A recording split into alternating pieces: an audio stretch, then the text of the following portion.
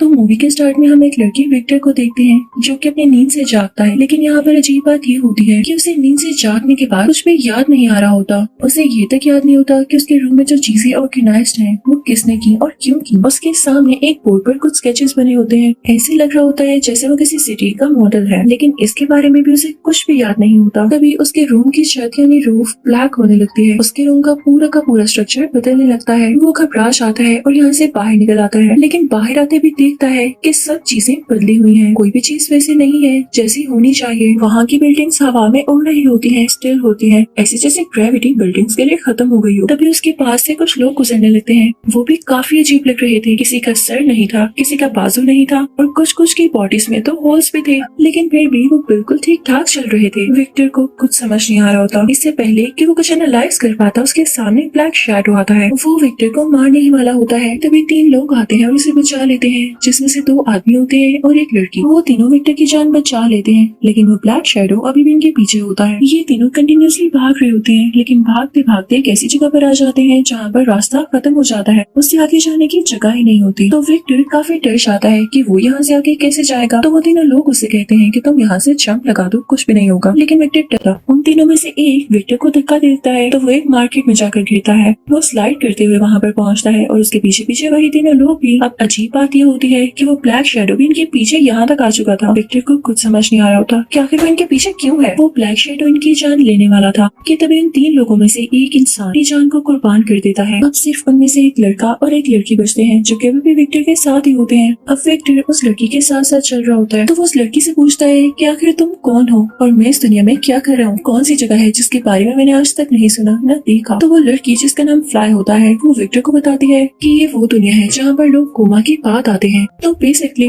तुम इस वक्त कोमा में हो और ये वो दुनिया है जहाँ पर सारे लोग उनकी मेमोरीज हैं। तो विक्टर उसे पूछता है लेकिन ये दुनिया इतनी अजीब क्यों है। तो फ्लाई उसे बताती है कि जरूरी नहीं, लोगों की मेमोरीज बाकी भी हों। कुछ लोग कोमा में जाने के बाद सब कुछ भूलने लगते हैं, उनको इल्यूशंस आते हैं। ये दुनिया बस उसी का मिक्सचर है, इसीलिए ऐसी दिखती है। फिर फ्लाई उसे अपना घर भी दिखाती है जो कि आसमान पर होता है। वो एक अजीब सी बिल्डिंग थी। फिर वो एक पुरानी सी बस में जाते हैं और फ्लाई के घर में पहुंच जाते हैं, जहाँ पर विक्टर फ्लाई से उसी ब्लैक शैडो के बारे में पूछता है। तो फ्लाई उसे बहुत ही हैरान कर देने वाली बात बताती है कि अगर कोई इंसान कोमा में मर जाता है तो वो इस दुनिया में ब्लैक शैडो की फॉर्म में आता है। तो ये बात सुन के विक्टर को काफी हैरानी होती है। तो फ्लाई उसे कहती है अच्छा बस करो, आओ मैं तुम्हें तुम्हारा रूम दिखाती हूँ। अब वो लोग विक्टर के नए रूम में जाते हैं। फिर उसे ये भी बताती है कि जो ड्रीम्स तुम कोमा में देखोगे वो यहाँ पर असली फॉर्म में आ जाएंगे। तो विक्टर ख्वाब में देखता है कि उसका कार एक्सीडेंट हुआ है। जब उसकी आँख खुलती है तो वो देखता है कि उसके रूम में भी वही कार है और वो खुद भी अंदर जख्मी हालत में पड़ा हुआ है। वहाँ पर फ्लाई का वो साथी आता है जिसने मिलकर विक्टर की जान बचाई होती है। तो वो विक्टर को देख के कहता है वाह भाई, तुम्हारा यहाँ वाला घर तो काफी प्यारा है और मुझे तुम्हें देख के लग रहा है जैसे तुम्हें काफी पावर्स हो सकती हैं। तो आओ मैं तुम्हें बताता हूँ कि किस तरह से इनको बाहर निकालना है और इनको यूज कैसे करना है। बस इसके लिए हर इंसान को कुछ न कुछ टेस्ट देना पड़ता है। इसके बाद ही वहाँ पर एक रोबोटिक मशीन आती है कि विक्टर को गिरा देती है, उसे तंग करने लगती। तो फिर भी विक्टर को उसकी पावर्स याद ही नहीं आ रही होती। तो वो आदमी विक्टर से पूछता है कि अच्छा ये बताओ कि कोमा से पहले जब तुम अपनी जिंदगी में थे तो क्या काम किया करते थे। तो विक्टर उसे बताता है कि मैं आर्किटेक्ट था।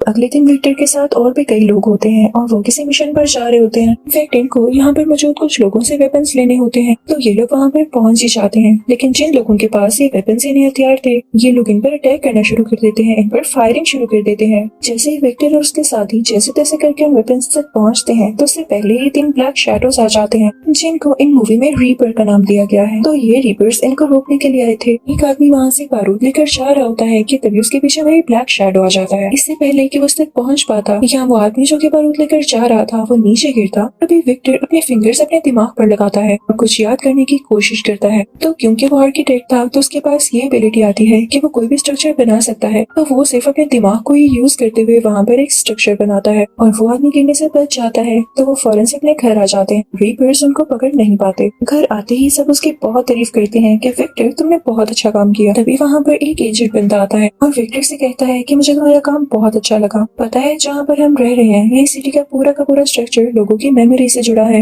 लेकिन हमने आज तक ऐसा इंसान नहीं देखा जो कि खुद से अपने दिमाग की पावर्स को यूज करते हुए कोई नया स्ट्रक्चर बना सकता है। तो क्यों ना तुम हम सब के लिए एक नया शहर बनाओ जिसका आर्किटेक्चर का ख्याल तुम खुद ही रखोगे, और ख्याल रहे कि वो शहर ऐसा हो जहाँ पर वो ब्लैक शैडो यानी रीपर्स आ ही न सके। तो विक्टर कहता है कि हाँ क्यों नहीं, मैं पूरी कोशिश करूंगा। अब अगली सुबह होते ही वो सब उस तरफ पहुँचने लगते हैं जहाँ पर उन्होंने एक नई सिटी बनानी थी, लेकिन इससे पहले कि वो अपना कोई भी काम शुरू कर पाते वहाँ पर रीपर्स आ जाते हैं। वो रीपर्स उन पर हमला करने लगते हैं। सब काफी हैरान होते हैं कि रीपर्स को कैसे पता चला कि हम इस तरफ आ रहे थे, हम तो बहुत एहतियात के साथ आए। तभी वहाँ पर फ्लाई का साथ ही आता है। वो विक्टर की बॉडी से एक ट्रैकिंग डिवाइस निकालता है और कहता है बस इसी को ट्रैक करते करते रीपर्स यहाँ तक पहुँचे। तो सब उसे कहते हैं तुमने ये विक्टर की बॉडी में लगाया। तो वो कहता है नहीं, मैं क्यों लगाऊंगा। वो हाथ ऊपर कर लेता है और एक आदमी की तरफ इशारा करते हुए कहता है कि इसने की हो, लेकिन साथ ही बाद में उसे शूट कर देता है। तो वो नहीं बच पाता और वहीं पर मारा जाता है। इस दुनिया का ये भी रूल होता है कि जो कोई इस दुनिया में भी मारा जाएगा वो भी रीपर में बदल जाएगा। तो सब लोग वहाँ से चले जाते हैं ये सोचते हुए अगर जल्द ये रीपर बन गया तो हमारे लिए नुकसान भी बन जाएगा। बाकी सब वहाँ से निकलने लगते हैं। लोग अपनी गाड़ी तक जाना चाह रहे होते हैं ताकि वहाँ से होते हुए घर तक चले जाएं, लेकिन इनके करीब रीपर्स होते हैं। तो विक्टर कोशिश करने लगता है कि अपना दिमाग यूज करते हुए कोई स्ट्रक्चर बना दे, लेकिन ऐसा नहीं कर पाता। वो जख्मी होता है और थका हुआ भी होता है, तो वो वहीं पर बेहोश हो जाता है। लेकिन जब उसकी आंख खुलती है तो वो असली दुनिया में होता है और हॉस्पिटल में होता है। यहाँ पर उसे फ्लैशबैक आने लगते हैं उसी लड़की फ्लाई के, जो कि असली दुनिया में उसकी बेस्ट फ्रेंड थी, लेकिन कोमा की दुनिया में इनको कुछ भी याद नहीं होता क्योंकि इनकी कुछ मेमोरीज कोमा की वजह से जा चुकी थी। तो विक्टर को याद आता है कि ये फ्लाई के साथ ही हॉस्पिटल आया था, लेकिन फ्लाई को अंदर आने नहीं दिया गया। विक्टर अकेला ही हॉस्पिटल के अंदर गया था। तो यहाँ पर इसे एक आदमी मिलता है। ये तो वही आदमी था जो कोमा की दुनिया में इन सब का लीडर था और सबसे पहले कोमा की दुनिया में आया। तो वो विक्टर से कहता है कि मैंने कुछ एक्सपेरिमेंट्स किए हैं और मैं जानता हूँ कि हमारे दिमाग में जरूर कुछ न कुछ ऐसा है जो कि नया जनरेट कर सकता है। हम चाहें तो अपनी पसंद की दुनिया में रह सकते हैं, उसको फील कर सकते हैं और यकीन जानो वहाँ हम ज्यादा खुश रह सकते हैं। वो विक्टर से और भी कुछ कहता है कि मुझे तुम्हारी जरूरत है, तुम्हें मेरे प्रोजेक्ट में पार्टिसिपेट करना होगा। पता है हम अपनी नई दुनिया कब बना सकते हैं, जब हम कोमा में हों, और मुझे इसके लिए तुम्हें कोमा में भेजना होगा, लेकिन यकीन जानो इसका हमें बहुत फायदा होने वाला है। तो विक्टर कहता है कि हरगिज़ नहीं। विक्टर उनको डराने के लिए उनकी तरफ गन करता है। वहाँ से बाहर भाग आता है। उसकी दोस्त फ्लाई बाहर उसका वेट कर रही होती है। विक्टर फौरन से गाड़ी में बैठता है और फ्लाई तेजी से गाड़ी चलाने लगती है, लेकिन थोड़ा आगे जाते ही उनकी टक्कर एक ट्रक से होती है और दोनों बेहोश हो जाते हैं। ये वही सीन था जो कि विक्टर को ख्वाब में आया करता था। ये दोनों इतने ज्यादा जख्मी और बेहोश होते हैं कि वही बूढ़ा आदमी आकर इनको पकड़ लेता है और अपने प्रोजेक्ट के लिए यूज कर लेता है। वो इन दोनों को कोमा में भेज देता है, लेकिन इससे पहले वो बूढ़ा आदमी विक्टर से कहता है कि देखो मेरे लिए ये करना जरूरी था। कोई शक नहीं कि तुम इस दुनिया में बहुत अच्छे आर्किटेक्ट हो, लेकिन कभी भी तुम अपनी इमेजिनेशन से कोई भी स्ट्रक्चर इतनी जल्दी नहीं बना सकते जितना जल्दी तुम कोमा की दुनिया में बना सकोगे। ऐसा ही था। हमने देखा कि विक्टर कितनी आसानी से कोई भी स्ट्रक्चर बना लेता था सिर्फ अपने दिमाग के जोर पर। साथ ही साथ उसे वो आदमी भी दिखाता है जो कि कोमा की दुनिया में फ्लाई का साथ ही होता है। असल दुनिया में उसकी टांगें नहीं होती, लेकिन कोमा की दुनिया में वो अच्छा खासा चल रहा था।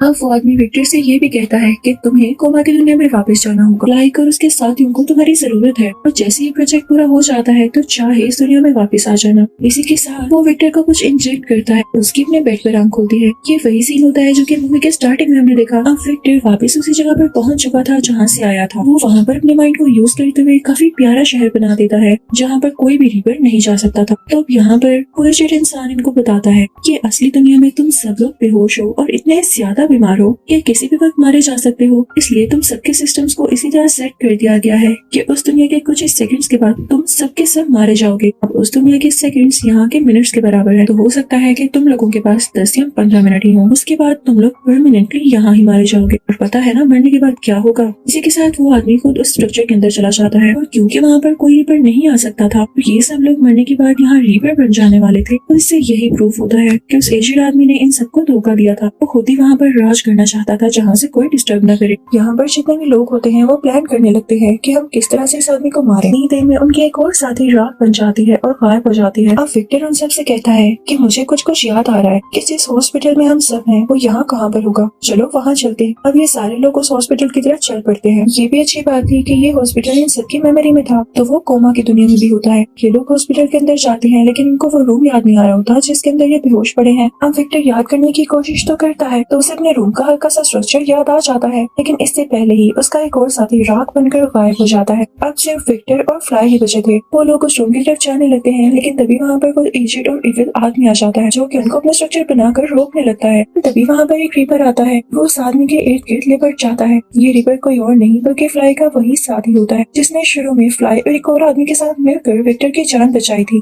यहाँ पर वो एजेड आदमी मारा जा चुका था। विक्टर और फ्लाई स्ट्रक्चर की तरफ बढ़ने लगते हैं और वहाँ जाते ही विक्टर के उसी रूम में पहुंच जाते हैं तो इनकी आंख अपनी असली दुनिया में खुलती है। अब असली दुनिया में हम देखते हैं कि विक्टर और फ्लाई में काफी अच्छी दोस्ती हो जाती है। विक्टर दोबारा से आर्किटेक्चर का काम शुरू कर लेता है, लेकिन यहाँ पर उसे ज्यादा अर्निंग नहीं हो रही थी। तभी उस एजेड आदमी की उसे ऑफर आती है, यानी वो उस दुनिया में मरने के बावजूद भी यहाँ पर नहीं मरा था, वो यहाँ पर वापस आ चुका था। ये जाहिर है कि प्रोजेक्ट भी उसी ने बनाया तो उसे सारे तरीके पता होंगे। वो विक्टर से कहता है कि तुम दोबारा से कोमा की दुनिया में जाकर चाहो तो स्ट्रक्चर बना सकते हो, ये तुम पर है। तो विक्टर हाथ को जोर से बंद कर लेता है और सोचता है कि क्या मैं जाऊं या ना। इसी के साथ ये मूवी खत्म हो जाती है। Thank you for watching.